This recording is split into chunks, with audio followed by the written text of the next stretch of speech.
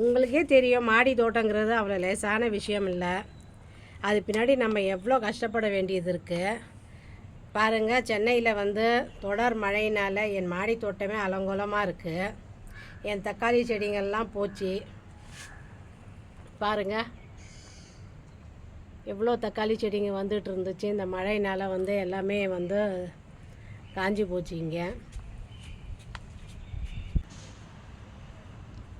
அதே மாதிரி பாருங்கள், என் சொரக்காய் செடியெல்லாம் கூட அழுகி காஞ்சி போச்சுங்க. புயல் மழைன்னு சொன்னதுனால என் முருங்கை மரத்தை மட்டும் காப்பாற்றி விட்டாங்க. எவ்வளோ காற்று பாருங்கள், எவ்வளோ காய்கள் காய்ச்சி இருக்குது என் முருங்கை மரத்தில். இங்கே பாருங்கள், முருங்கை மரத்தில் எவ்வளோ காய்ங்க. எங்கே அந்த மழையில் விழக்கூடாது, காற்று இங்கே பயங்கரமாக அடிச்சுதுங்க. அதனால் நான் இங்கே பாருங்கள், இங்கே ஒரு கயிறை கட்டி நான் வந்து இங்கே கட்டி வச்சுருக்கேன். அதே மாதிரி கீழேயும் கட்டி வச்சுருக்கேன்.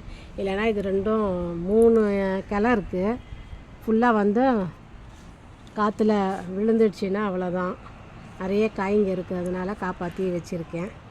இது மட்டும் கொஞ்சம் சந்தோஷமாக இருக்குது எனக்கு. அதுக்கப்புறம் பாருங்கள்,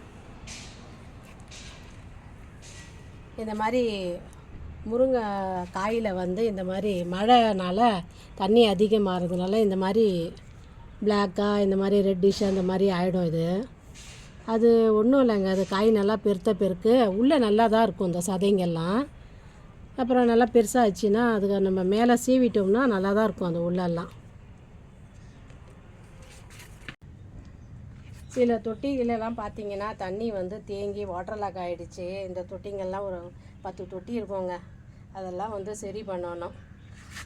அதுவே பெரிய வேலைங்க. இந்த மழை வந்தாலே அவ்வளோதான், மாடியே ஒரு நிறைய வேலைங்கள் ஆகிடும். சரிங்க, மாடி தோட்டத்து வேலையை நம்ம இறங்குவோம்.